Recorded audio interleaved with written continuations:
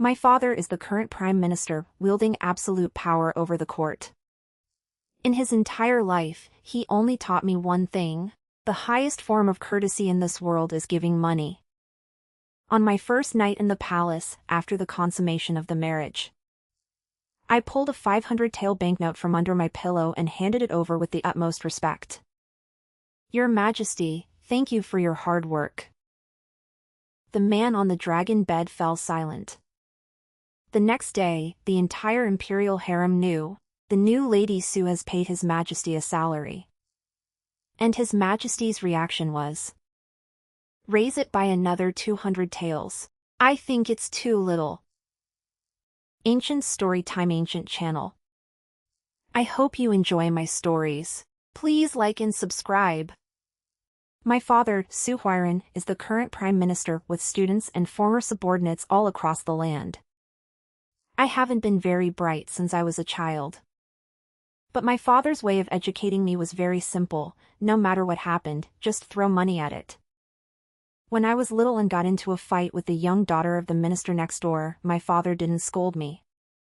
Instead, he stuffed 100 taels into their hands. "The child is ignorant, please be patient with her." When I grew up and accidentally stepped on the crown prince's foot, my father didn't even blink as he handed over a banknote for 300 taels. "My daughter is reckless. Please calm your anger, Your Highness." I can still remember the expression on the crown prince's face at that moment. It was that specific kind of conflict, the look of someone who had just been slapped, but the slap was delivered with a handful of gold leaves, leaving him unsure whether he should be angry or not.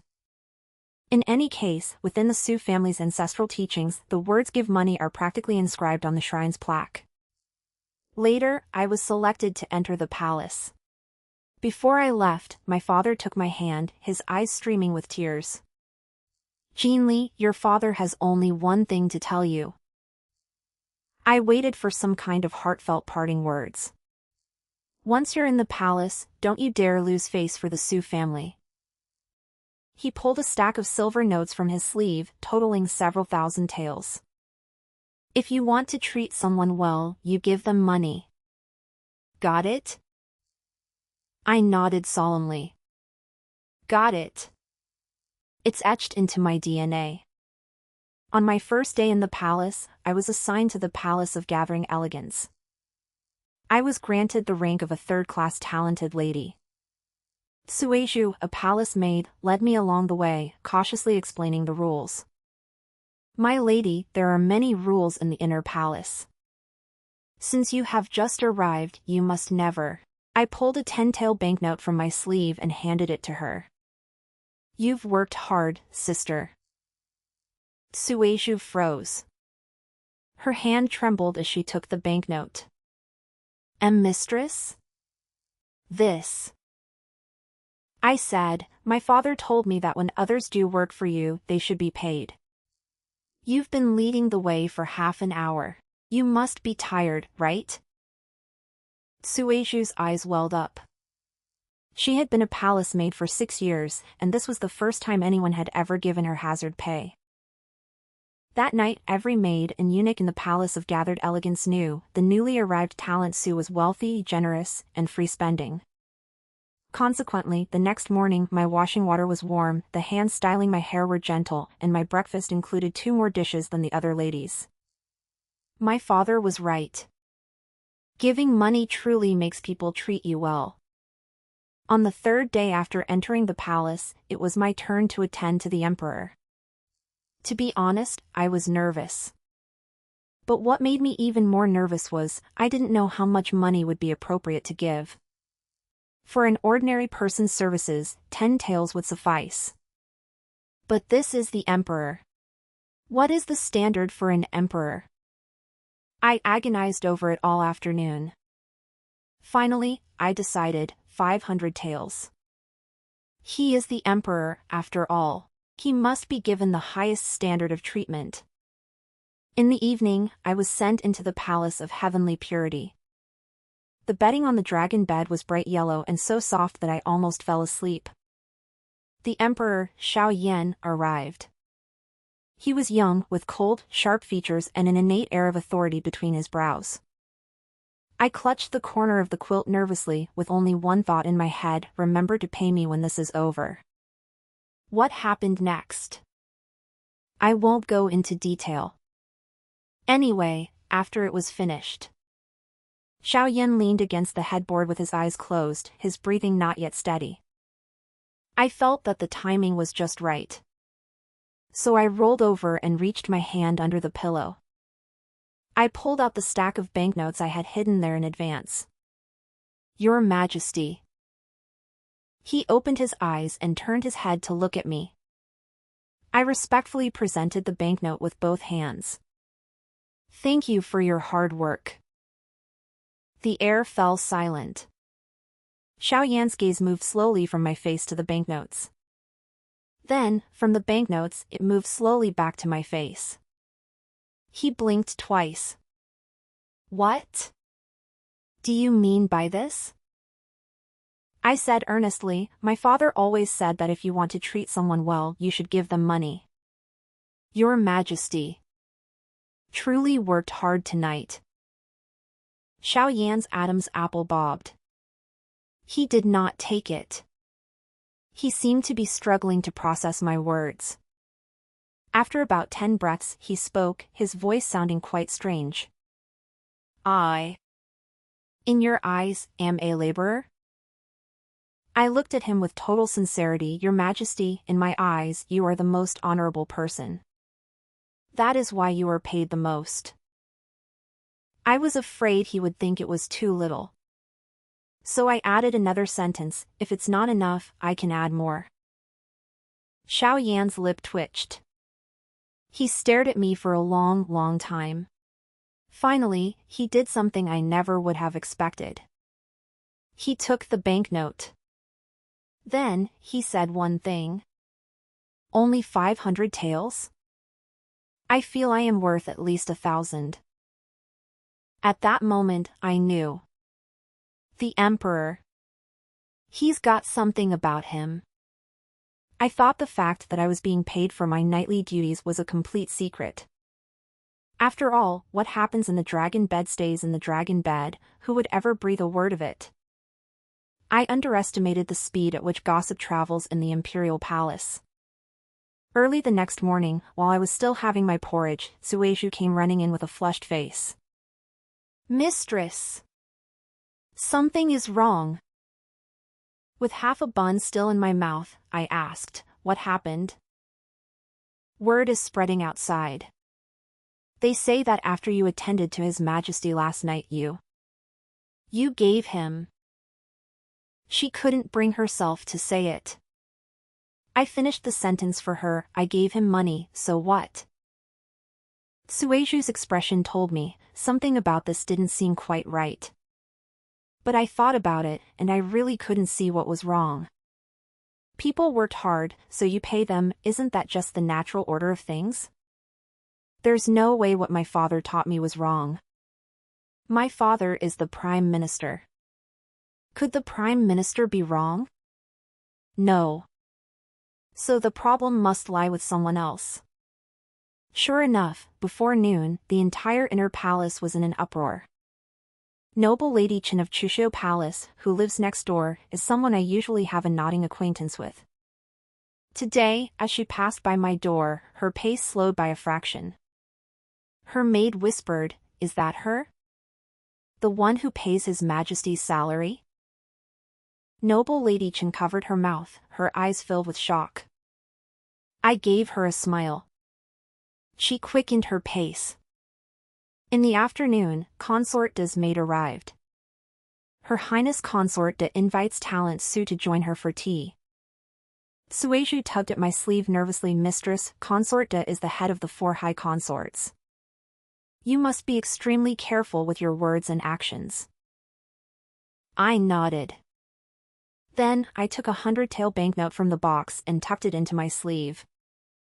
Sueju. A meeting gift, I explained. My father said that when visiting elders, one must bring a gift. Nothing is more practical than giving cash directly. Sueju opened her mouth as if to say something, but in the end, she remained silent. We arrived at Consort De's palace.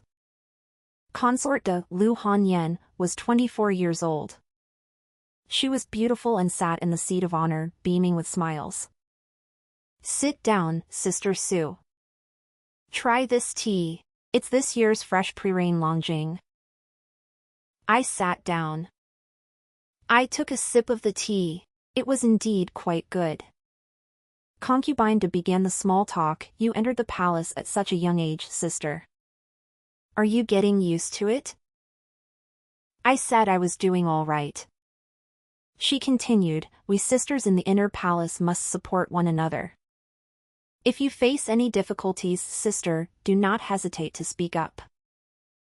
Then, the conversation took a sudden turn. "By the way, I heard that after serving His Majesty last night, you presented him with a generous gift?"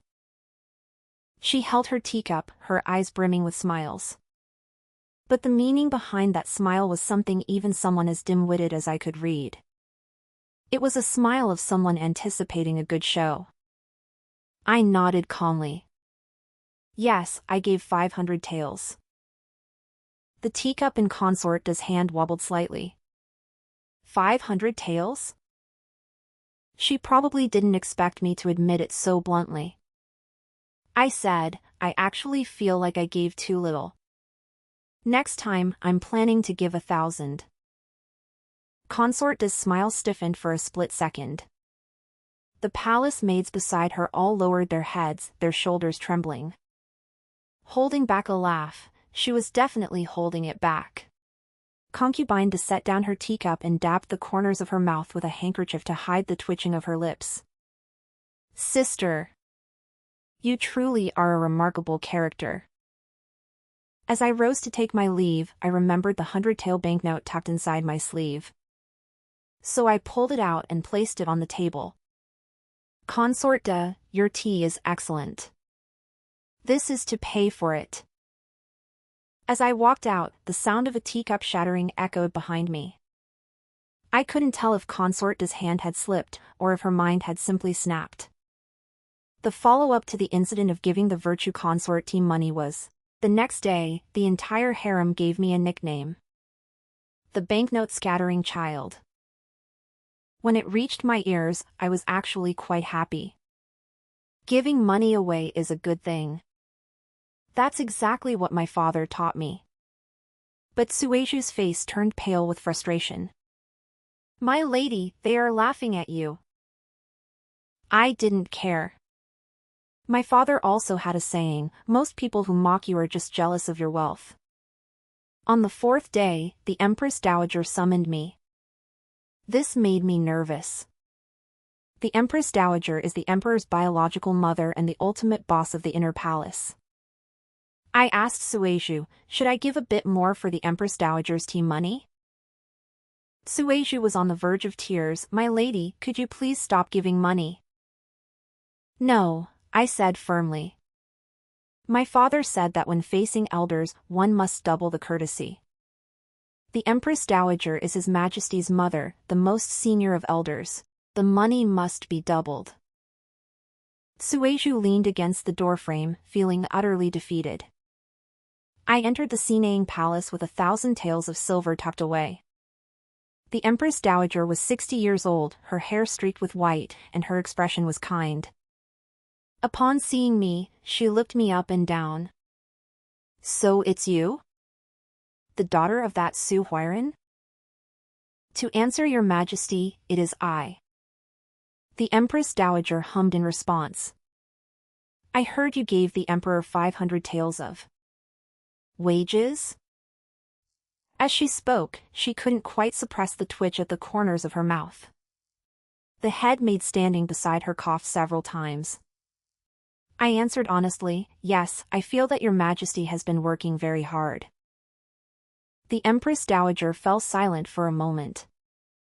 "Did your father teach you to say that?" "Yes." The Empress Dowager picked up her teacup, took a sip, set it down, and let out a sigh. "That old fox Su Huiran has been putting on a solemn act in court for 30 years. I never expected this to be how he raises his daughter at home." She shook her head. All right, sit down. Don't be so stiff. I sat down. The palace maid served some refreshments. The Empress Dowager engaged me in small talk, asking if I was settling in well at the palace and if the food was to my liking. Her attitude was relatively gentle. By the end of our conversation, I felt the atmosphere was just right. The moment had come.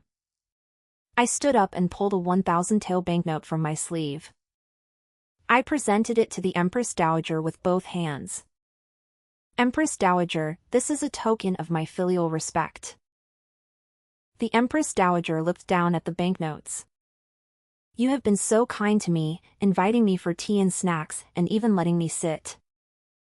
I feel unworthy of such grace. My father always said that when one receives a favor, one must pay for it. Since you are my elder, I have given a little extra. A deathly silence fell over the palace of compassion and tranquility. The senior maidservant by the Empress Dowager's side stood with her mouth agape, wide enough to fit an egg. The two palace maids serving tea had hands that were visibly trembling. As for the Empress Dowager herself, she stared at that 1,000 tael banknote for a very long time. Then, she did something. She picked up the banknotes. Fine, she said, I shall accept them. The wet nurse, Empress Dowager. The Empress Dowager waved her hand. Since Girl Sue has such intentions, how could I not grant her this favor? She tucked the banknotes into her sleeve and smiled at me. Next time you come, bring a bit more. I nodded vigorously. Leaving the Palace of Compassion and Tranquility, I found Sueju waiting for me outside, so nervous she had paced in circles 80 times. Seeing me emerge with a smile, she couldn't believe it. The Empress Dowager didn't punish you? No, I said, the Empress Dowager is actually very kind. And, I lowered my voice, feeling a bit smug. She even thinks it's too little. Sueju. She must be thinking that either this imperial palace has gone mad, or I have. But I feel that my father was absolutely right. Money, as it turns out, is indeed a universal passport. 7 days after my first night of service, my name tag was flipped again. To be honest, I was a bit surprised. I heard the emperor has dozens of women in his harem, and the only one who has ever been summoned for 2 consecutive weeks is Consort De. As a third-class talented lady, the most likely reason I'm being summoned again is, was the money I gave last time not enough? I asked Sueju.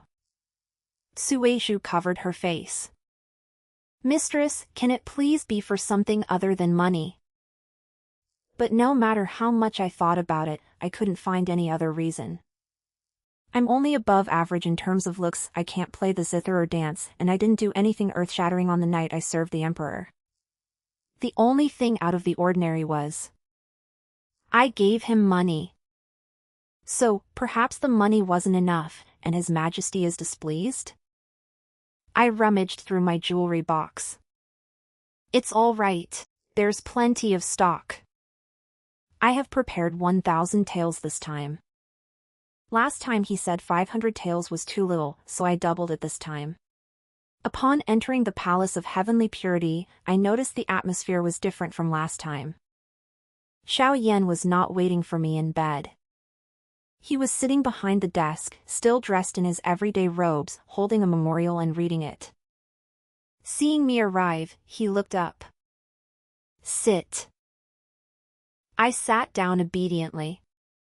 He continued reading the memorials. I just waited there. After waiting for about the time it takes for an incense stick to burn, he put down the memorial and looked at me. Su Jinli. I am here, Your Majesty. Your father, Su Huiran, did he teach you from a young age that if you want to be good to someone, you must give them money? Yes. So you gave me the banknotes because you feel I treat you well? I thought about it for a moment, not entirely. It's mainly because Your Majesty works so hard, and I felt I should show some appreciation. Xiao Yan leaned back against his chair, his fingers tapping on the tabletop. His expression was subtle. It looked a bit like he was holding back a laugh, yet also a bit like he was angry. Finally, he spoke, "And what if I am not working hard? Would you still give it to me?" This question stumped me. If he wasn't working hard, did that mean I didn't have to give it? But my father said that you have to give it as soon as you meet. Then. A meeting fee works too, I replied tentatively. Xiao Yan's Adam's apple bobbed. He lowered his head and let out a soft chuckle. The voice was very soft, but I heard it loud and clear. He was laughing. After he finished laughing, he looked up at me, and the look in his eyes was different than before.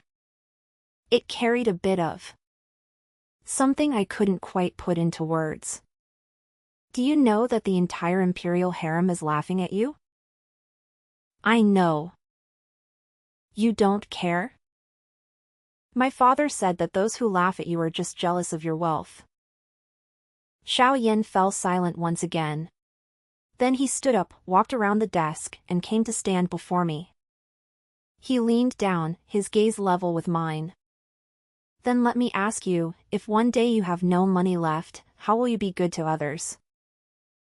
I hadn't actually thought about that question. I froze. He looked at my stunned expression, and the corner of his mouth curled slightly.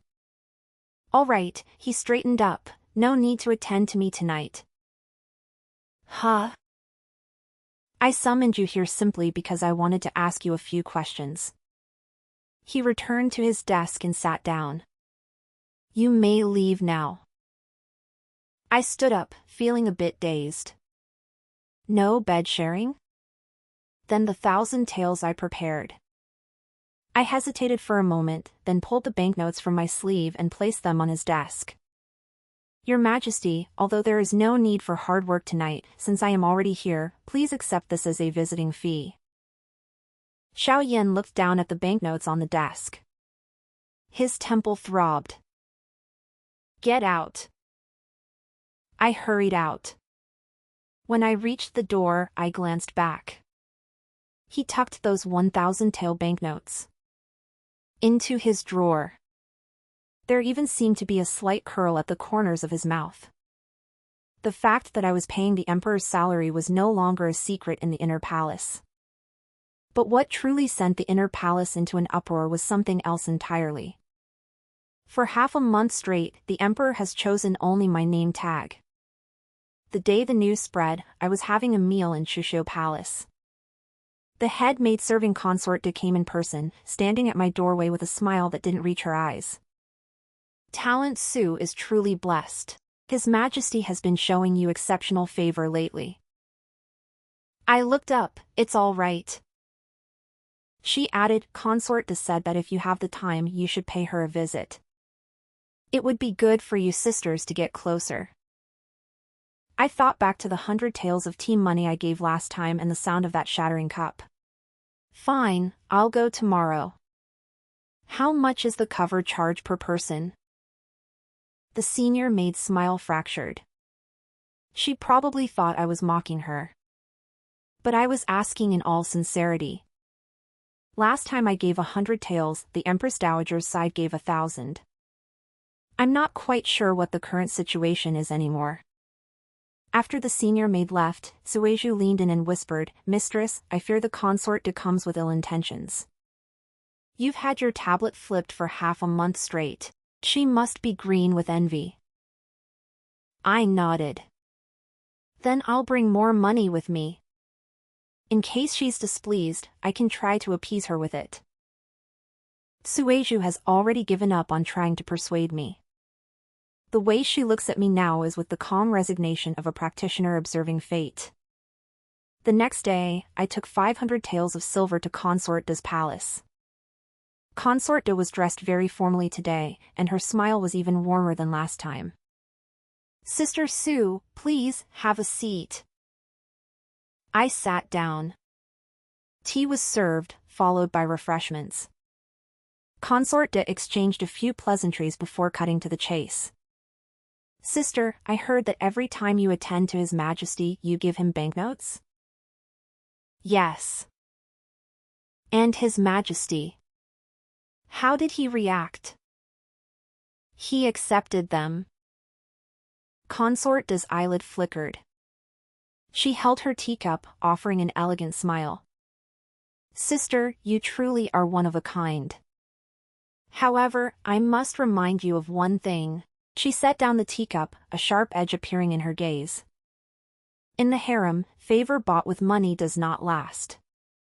His Majesty favors you not necessarily because you are interesting, but perhaps simply because you are a novelty.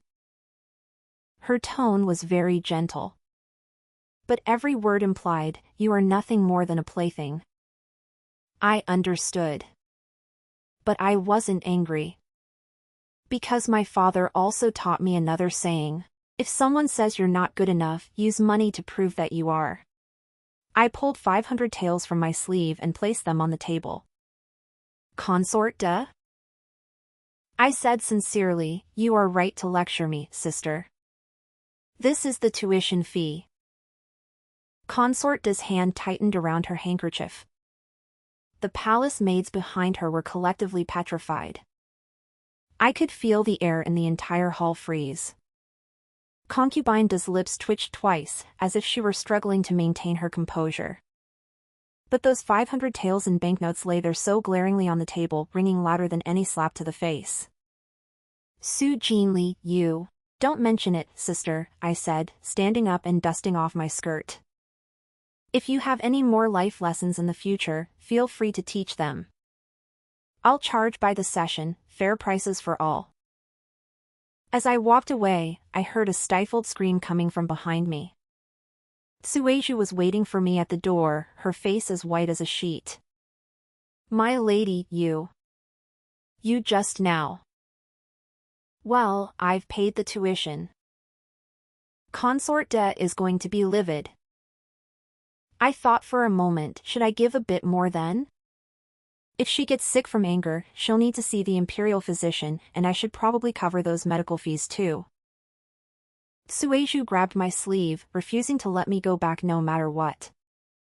Fine. We'll talk about it next time. On the third day of paying tuition to Consort Da, a decree was issued. Su Shi is hereby titled a concubine of the 5th rank. When the eunuch from the Palace of Gathered Elegance finished reading the imperial decree, I was peeling a tangerine. Sueju knelt on the ground to receive the decree, her entire body trembling with excitement. I popped a tangerine wedge into my mouth and muttered a muffled, "Thank you, Your Majesty." From a third-class talented lady, jumping directly to a 5th-rank concubine. She skipped 2 ranks in one go. The waves this caused in the inner palace were even greater than the time I handed out money. Because in this dynasty, there is only one possibility for a multi-rank promotion, the emperor is profoundly pleased. And as for the method used to make the emperor so profoundly pleased, everyone in the inner palace speculated. It's simply giving money. Once this conclusion was reached, the vibe in the imperial harem took a strange turn. That afternoon, I heard from Sueju that the maids from Consort Shu's palace had gone to the internal affairs office to ask where they could buy banknotes. Noble Lady Chen sent someone to ask me if 500 taels would be enough, or if the starting price was 1,000.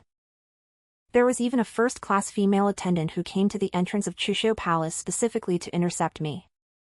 Sister Su Pin, may I ask which bank issued the banknotes you gave to His Majesty? Is there any particular etiquette to it? Me? I looked at her earnest face, momentarily at a loss for words. Sueju cleared her throat from the side. I thought about it for a moment and decided to answer honestly, there's no special trick to it. My father gave it to me. If you have the money, any shop will do. That first attendant left, her steps light as she walked away, as if she had just acquired some secret martial arts manual. That night, something ridiculous happened. Xiao Yan arrived at Chusho Palace. The emperor's personal visit was a matter of immense prestige in the inner palace. Sueju led a group of palace maids, all kneeling across the courtyard. When Xiao Yin entered, his expression was somewhat strange. It wasn't anger, nor was it joy. How should I put it? It was a complex feeling, like swallowing a fly, but the fly actually looked quite nice. He sat down. I dutifully poured the tea. He didn't drink, but spoke directly. 3 concubines attended to me today. My hand paused. 3? At the same time? Separately, he paused, and after each one was finished, they pulled banknotes out from under the pillow to give to me. I froze for a moment. Then I understood. They were copying me. The first one gave 300 taels, the second gave 500, and the third, his tone was subtle, gave 800, and even said, "Your Majesty deserves better." My heart tightened. 800 taels? More than what I gave? Isn't this predatory competition? Your Majesty, I said, turning serious, how much are they offering? Xiao Yin raised an eyebrow and looked at me. I said, I'll increase my offer. He stared at me for the duration of 5 breaths. Then, he smiled. It wasn't the suppressed laughter from before. He was truly laughing now. He laughed out loud. His shoulders were shaking. He reached up to rub his brow, as if he had a headache, yet also as if he were relishing the pain. Su Jinli, do you have any idea what has become of my imperial harem?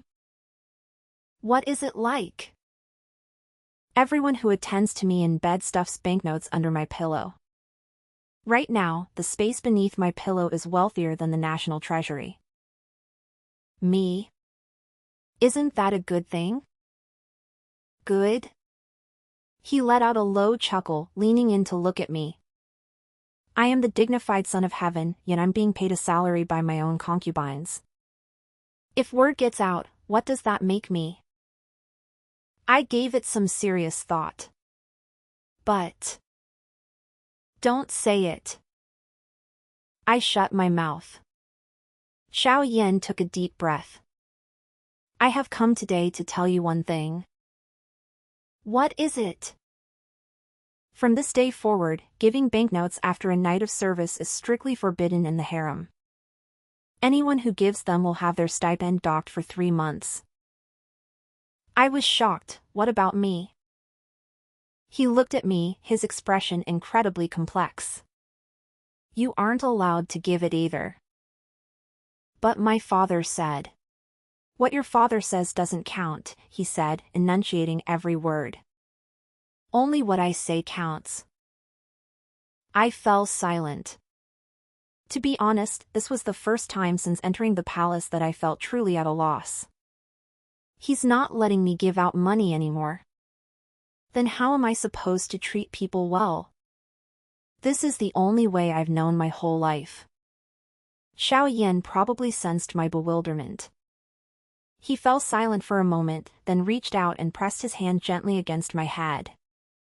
If you want to be good to me, it doesn't necessarily have to involve money. Then what do you want? He didn't answer. He stood up and walked away. He paused for a moment as he reached the doorway, turning his head to look at me. The next time I visit, if you pull out banknotes again, then what? I shall sentence you to 30 days of bedtime attendance. He left. I sat there for a long time lost in thought. Punished with 30 days of bed service. Doesn't that mean choosing my name for 30 consecutive nights? Is this a punishment? Sueju whispered from the side, My lady, what are you thinking about? I said, I'm thinking about whether I should intentionally give it one more time. Sueju. They won't let me give money anymore. I'm really not used to it. It feels like a martial arts master who has suddenly had their internal power sealed. I just don't feel like myself. For the next few days, I lived in a complete daze. Food has lost its flavor, sleep brings no rest, and I even peel oranges with a wandering mind. Sueju thought I was ill and was pacing around in a frantic worry. My lady, what is wrong? Should I call for the imperial physician? I shook my head. I'm not sick. I just don't know how to be a person anymore. Sueju fell silent. She probably thought I was crazy. But I was serious.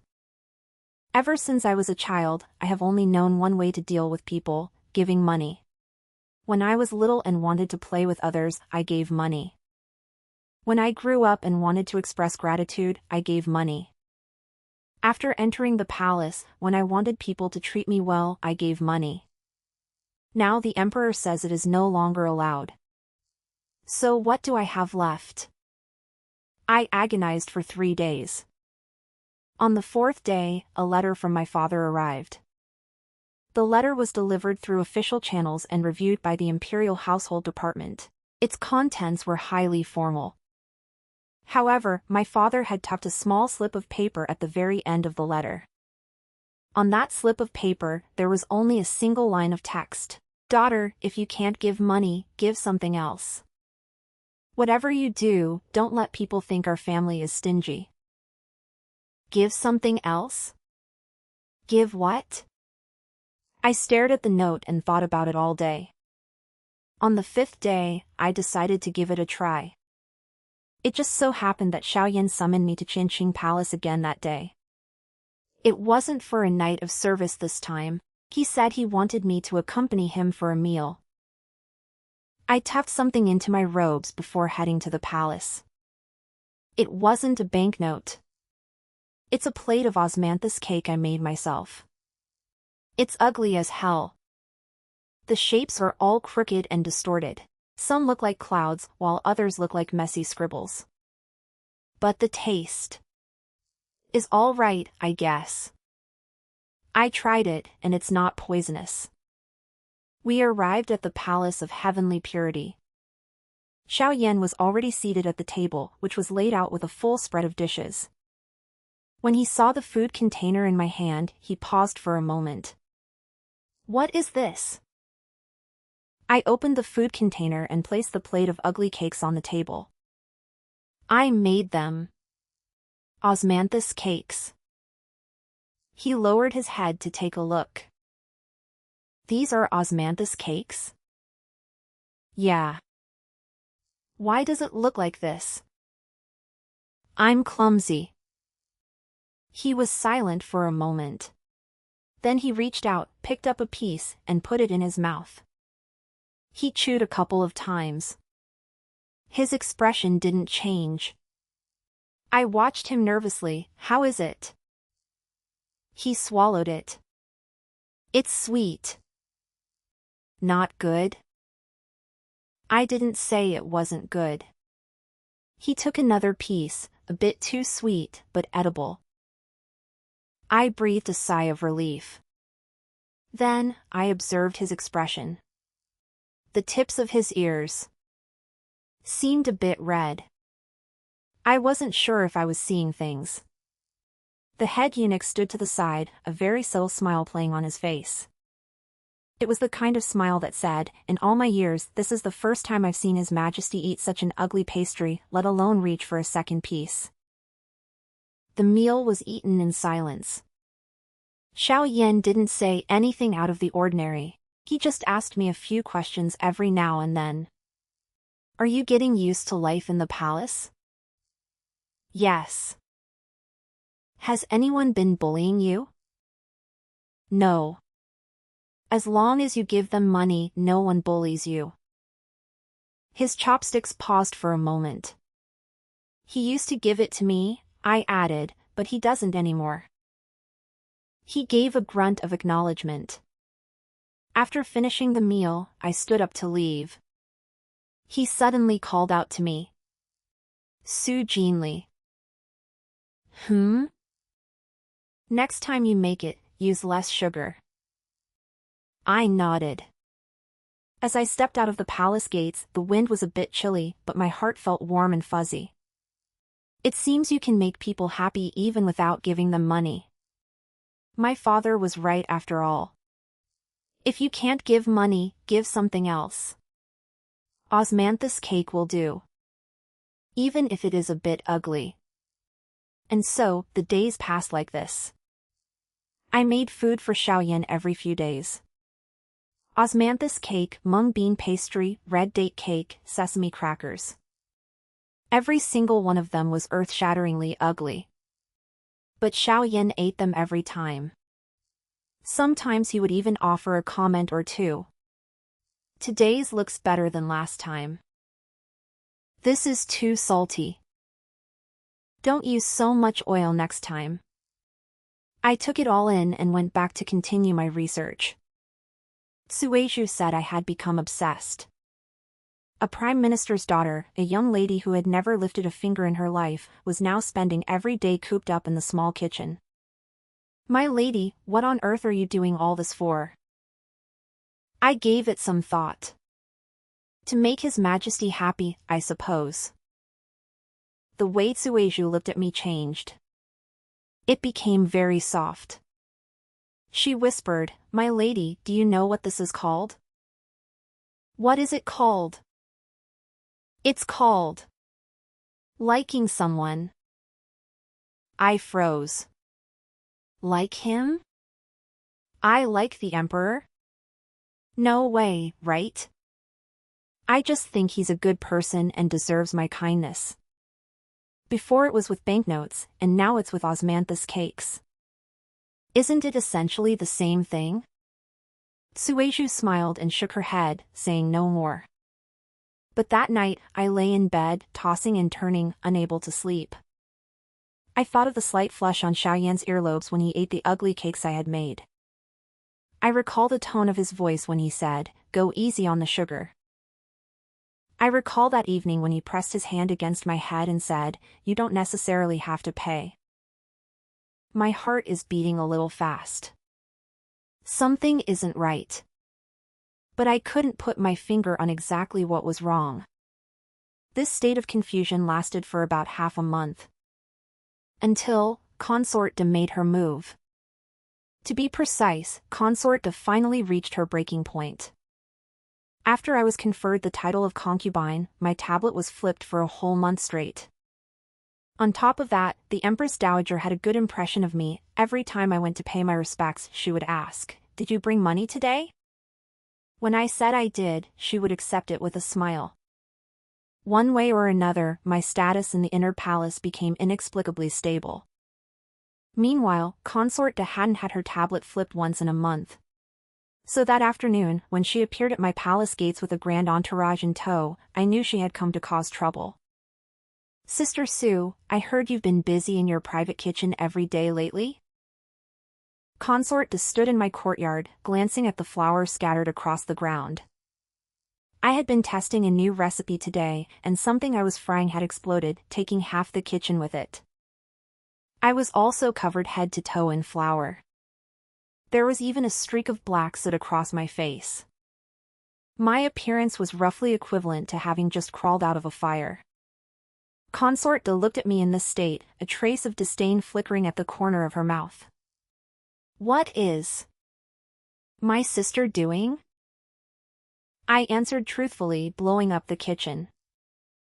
The palace maid behind her stifled a laugh. Consort de shook her head and said with a sigh, "Sister, competing for favor in the harem relies on talent and strategy. Doing this." Her gaze swept over the charred, unidentifiable mass. "I'm afraid I shall have to disappoint your Majesty." I remained silent. Because I was wondering whether that black lump used to be flour or the cutting board.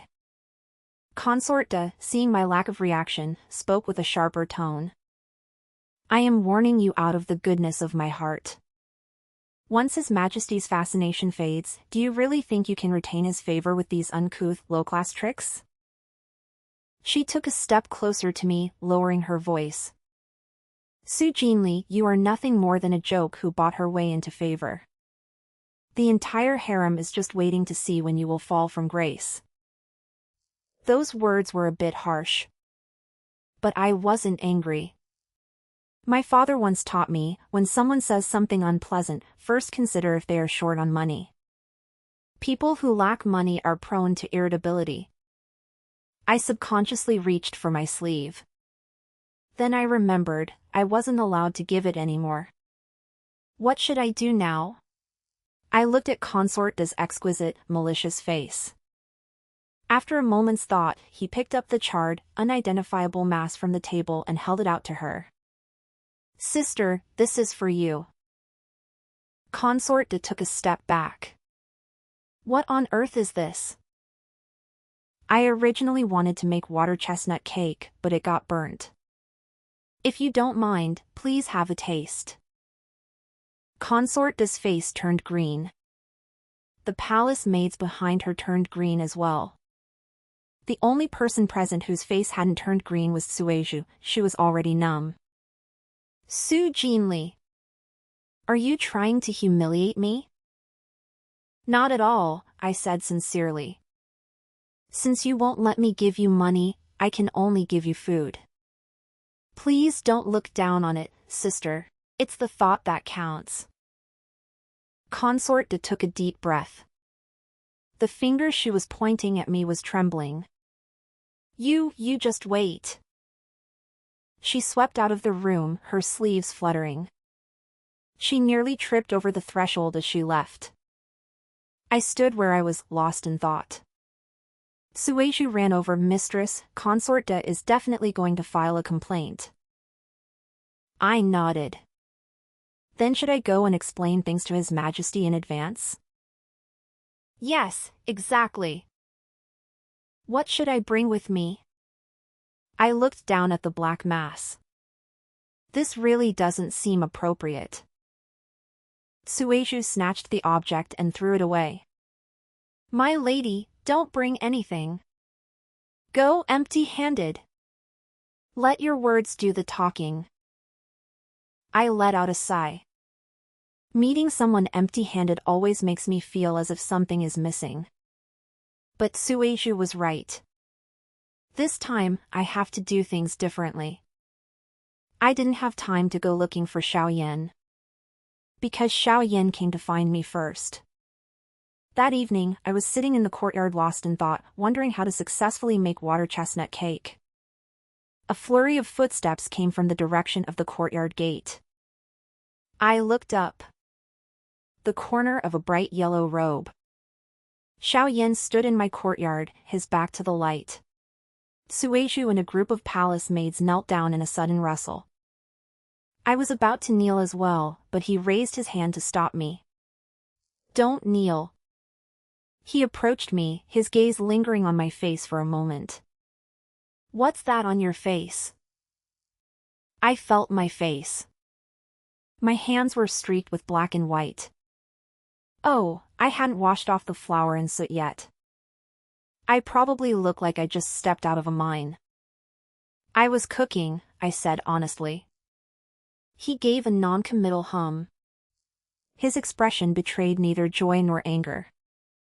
Consort Da came to see me. As expected. My heart sank. She said you bullied her? That you handed her a piece of burnt. Whatever it was? Water chestnut cake, I corrected. Even if it's burnt, it's still water chestnut cake. Xiaoyan fell silent for a moment. Why did you give her burnt cake? Because there wasn't anything else. I only made that one batch, and the whole thing got scorched. I just thought I shouldn't let it go to waste. So you're giving the scraps to Consort Da? I thought about it, and it did seem a bit inappropriate. Then, next time I'll give her the good ones? Xiaoyan's temple throbbed. He reached up and pinched the bridge of his nose. Su Jinli, do you honestly have no idea how to read the room? I gave it some serious thought. Not really. My dad always said there was no need to read people's expressions as long as you gave them money. Now that I'm not allowed to give money, I'm actually a bit at a loss for what to do. He stared at me for a long while. There was helplessness in that look, and a hint of amusement. There was also something else, something I had been seeing in his eyes quite often lately. That something made my heart race. From now on, he spoke, his voice softer than usual, anything you make is for my eyes only. I was stunned. They won't give it to you? No. Then, as for consort de, I will handle her affairs. From now on, you only need to worry about one thing. What is it? He leaned down and whispered a sentence in my ear. His voice was very low, carrying a trace of warm breath. Be good to me. My face instantly flushed. The heat spread from my neck all the way to the tips of my ears. He straightened up and looked at my face, which had turned as red as a tomato, the corners of his mouth finally curling up in an undisguised smile. I'll make red bean pastries tomorrow, with less sugar. He turned and left. After a few steps, he looked back again. Wash your face before you go to sleep. Then he left. He really left. I crouched in the yard, covering my face with both hands. My heart was beating like crazy. Sueju leaned in, suppressing her excitement as she whispered with a squeal, "Mistress. His Majesty is. He's. Don't say it." But, I know. Of course, I knew. I may not be very bright. But I still understand what the words being good to me mean. He wasn't talking about the osmanthus cakes. Nor was he talking about the banknotes. He was saying, he wants me to have a place for him in my heart. And I suddenly realized. It seems he's been there for a long time already. From that day on, things underwent a subtle change. It wasn't that the structure of the harem had changed. It was I who had changed. Previously, I made pastries because since I'm no longer allowed to give money, I have to give something. Now I make pastries because I want to see his ears turn red when he eats them. This realization even surprised me a little. Su Jinli, someone who has only ever known how to solve problems with money since childhood, has actually started pondering whether a man prefers sweet or savory. If my dad found out, he'd definitely scold me for being so spineless. But I couldn't care less about that anymore. 3 days after that day, a major incident occurred in the inner palace. Consort de was demoted. She was demoted from consort de to concubine de. The reason given was impropriety in the imperial presence and deliberate incitement of discord among the concubines. Once the decree was issued, the inner palace was shaken. Everyone knew exactly why this had happened. Because of me. To be precise, because she went to complain about me, she ended up giving the emperor leverage against her instead. It is said that while she was lodging her complaint, she remarked that Su woman is nothing more than a plaything who bought her way up with banknotes. These words reached Xiaoyan's ears. His expression darkened instantly. I don't know the exact details of how it changed. But the news Sueju gathered was this: His Majesty reprimanded consort de for a full 15 minutes, finally leaving her with one sentence. Her feelings for me are not for you to comment on. By the time this sentence spread throughout the inner palace, everyone's gaze toward me has completely changed. I'm no longer the human ATM scattering banknotes. Instead, I'm the one whose sincerity was personally certified by the emperor. Holy crap. A token of affection. He said it was a token of affection. I couldn't sleep that night. Tossing and turning, his words were all I could think about. Her feelings for me. Meaning, he thinks the things I did were because I have him in my heart. Then does he also? No, how could an emperor? But he said, only for me. He also said, be good to me. His ears even turn red. I pulled the quilt over my head and let out a muffled scream. Sueju came running in from the outer room. Mistress? What happened? It's nothing, just a nightmare. I buried my face in the pillow. Su Jinli, you're finished. You have truly fallen for the emperor. Not because he is the emperor, but because he would eat the ugly cakes you made and say, put a little less sugar next time. But because he would give you a gentle tap on the head. It was because when he said, be good to me, his voice was incredibly soft. I'm doomed, I'm doomed, I'm doomed. If my father knew that I was in the palace catching feelings instead of making money, he would probably strike my name right off the family tree. But, whatever. Early the next morning, I got up and made a plate of red bean pastries. I took it seriously this time. I didn't blow up the kitchen. The shape is much more regular than before. Although the sizes are still somewhat uneven. At least it looks like a proper pastry now. I had Sueju deliver it to Qianqing Palace. A note was attached. The note read, Your Majesty, I didn't put as much sugar this time. If it's not sweet enough, I'll add more next time. Half an hour later, Sueju came running back. My face turned as red as a cooked shrimp. What's wrong? What did His Majesty say? Sueju handed me a slip of paper. It was Xiao Yan's handwriting. It was beautiful, sharp, with a hint of wild arrogance. It said, Sweet enough. You are sweeter than the cake. I stared at those 7 words. My head started spinning. Then I pressed the note against my chest, retreated under the covers, and curled up like a shrimp. Sueju called out from outside, Mistress, are you still alive? Alive. Alive and bursting with joy. Su Jinli, from this day forward. You aren't just going to be making red bean cakes for him anymore. You have to find a way to make him eat only the cakes you make for the rest of his life. No one is allowed to touch it. Not Consort De. Not Consort Shu. No one will be allowed, now or ever. My father was right. If you want to be good to someone, you have to give. In the past, it was money. Now, I give him my whole heart. No change given.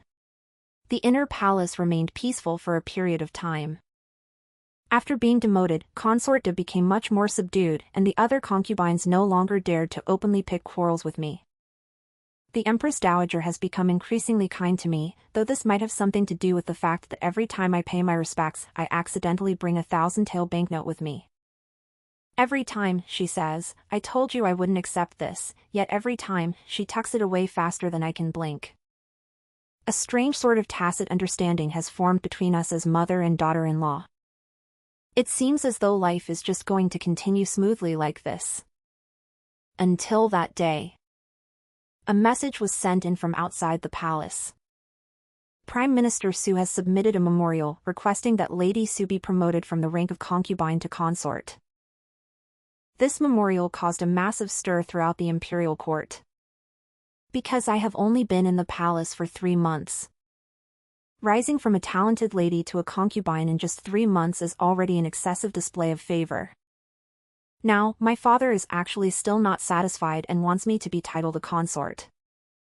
The civil and military officials are in an uproar. Memorials for impeachment fluttered into the Qianqing Palace like snowflakes. The Prime Minister relies on his daughter to solicit imperial favor. His intentions are damnable. Promotions within the inner palace must follow ancestral regulations. How can public interest be discarded for private gain? The Su woman has been in the palace for less than 100 days. By what virtue or merit does she deserve a place among the 4 consorts? When these words reached my ears, I was in the middle of making dumplings. Sueju was pacing in circles, frantic, My lady, what is your father doing? Everything was going so well, why would he submit such a memorial to the throne? My hand, which had been rolling out the dough, came to a halt. Then, I let out a sigh. My father. I know him all too well. He isn't doing this for my sake. He is testing Xiao Yan. To test whether the emperor's favor toward me was a mere passing whim or a genuine sincerity. If Xiao Yan rejects this memorial, it means he is still hesitating. If Xiao Yan approves it, then it is a declaration to the entire imperial court, the Su clan belongs to him. My father, that old fox. Even at a time like this, he doesn't forget to play politics. But the problem is, this fire has spread to Xiao Yan. What will he do? That night, I waited for Xiao Yan to arrive. He came. An hour later than usual. His expression was dark as he entered. One look was enough to tell that he had been thoroughly vexed by those memorials in court today. I obediently brought over a cup of tea. He took it, didn't drink, and set it aside. Your father's memorial to the throne, you've heard about it? I understand. What are your thoughts? I thought about it and said honestly, I think my father is being a bit excessive. I'm perfectly happy being a concubine, as long as I can make cakes for you. Xiao Yan looked up at me. His gaze was deep. You don't want to be a consort? It doesn't matter whether I am one or not, I said, squatting before him and looking up at his face. Regardless, if I'm a consort, I'll be cooking for you, and if I'm a concubine, I'll still be cooking for you. A higher rank won't grant me an extra stove anyway. He didn't say a word. But the corner of his mouth twitched. It was that kind of movement, wanting to laugh, but holding it back. After a moment of silence, he reached out and pinched my chin, tilting it up slightly. What if I grant it? Then I'll just do it. And if I don't? Then don't be, I said as if it were the most natural thing in the world. As long as your majesty is happy. He released his grip and leaned back against the chair.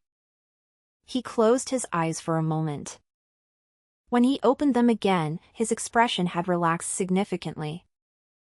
You. He shook his head as if talking to himself. I have never met anyone like you. Like what? Someone I cannot see through it all, yet can see right to the bottom of at a single glance. I didn't quite understand what he meant by that. But he smiled after he finished speaking, a very soft smile. That kind of smile made my heart soften. When he got up to leave, he paused for a moment at the doorway. With his back turned to me, he said something. I will hold court tomorrow and reject your father's memorial. My heart tightened. But, he turned his head, a hint of tenderness in his eyes that I couldn't quite decipher. I will issue an imperial edict in my own name. What edict? Lady Su is promoted to noble consort. I froze in a daze. Noble consort? Not just a consort? A noble consort? That is one rank higher than even what my father requested. Your Majesty, I do not need your father to claim credit on your behalf. He turned around to face me directly, his gaze burning bright. I want everyone under heaven to know that it was not the Su family who pushed you up. It was I, myself, who wanted to give this to you. The wind surged in from outside, fluttering his bright yellow robes. He stood there, his posture upright and steady, like a mountain that no one could move. A sudden wave of bitterness surged in my nose. Your Majesty, I have no more money to give you. He laughed. He walked back and pressed a feather-light kiss against my forehead. There's no need. His voice was incredibly low. Having you here is enough. I didn't sleep that night. It wasn't because I was excited. It was because I was thinking about a very serious question. My dad said that if you want to be good to someone, you have to give them money. Xiao Yan said he didn't need money. Then what does he need? He said, having you here is enough. I finally figured it out. What he wanted, from beginning to end, was never the banknotes, nor the osmanthus cakes, nor the red bean pastries. What he wanted was me. Su Jinli. The living, breathing Su Jinli, the idiot who blows up the kitchen, gets soot all over her face, and only knows how to solve problems with money. I rolled over and buried my face in the pillow. Fine. Then I'll give it all back to you, principal and interest included. Anyway, my father said, we can't let people think the Su family is stingy. The day the imperial decree for the noble consort's investiture arrived, the entire inner palace fell into a dead silence. No one dared to utter a word. For the decree stated clearly, Lady Su, being dignified, virtuous, and kind, has deeply pleased us. She is hereby promoted to noble consort and granted residence in the Fani Palace. This deeply accords with my wishes. For words, heavy as 1,000 caddies. This was not a favor granted to the daughter of the Prime Minister. This was the heart and intent of the Emperor. The day I moved into Fani Palace, I stood in the center of the main hall, looking up at the gold-lacquered plaque. Sueju was beside me, weeping uncontrollably. Young mistress. No, Your Majesty. You've finally made it. I patted her on the shoulder. Stop crying. Come on, I'll give you a red envelope. Sueju cried even harder. My lady, why is money always the first thing out of your mouth? I smiled. Some things just can't be changed. And there's no need to change them. I am Su Huiran's daughter. I am Su Jinli, raised since childhood under the philosophy that if you're good to people, you give them money, not particularly bright, but honest to a fault. Currently, I am the Emperor's noble consort. In the future, I will likely be the Emperor's empress. After all, he had already found a note inside the 38th plate of red bean cakes I had made. The note was the same one he had originally written to me. The one that said, "The person is sweeter than the cake." I had added a line of text to the back. Then Your Majesty should stop eating cakes and eat me instead. According to Sueju, all the imperial eunuchs serving at the Qianqing Palace were dismissed from their posts that day. It was said that the doors remained closed all night long. It was said that the next morning, Xiaoyan was half an hour late for the imperial court session. It is said that after the morning court session, he couldn't stop smiling all day. As for what exactly happened, I'm not telling you. Anyway, the point is that I couldn't get out of bed the next day. Oh, right, my dad. After he received the news of my promotion to noble consort, he sent a letter in. There was only one line in the letter. Daughter, what's the salary for a noble consort? Don't forget to give your old man a cut. I sent him back a banknote for 10,000 taels. The postscript read, Dad, is this enough? If not, just let me know. He replied, it's enough. I truly didn't raise you for nothing. The Su family's ancestral motto, passed down through 1,000 generations, consists of only 4 words. Be good to people. Give money. And beyond these 4 words, I have learned 4 new ones. Be good to him. Give heart.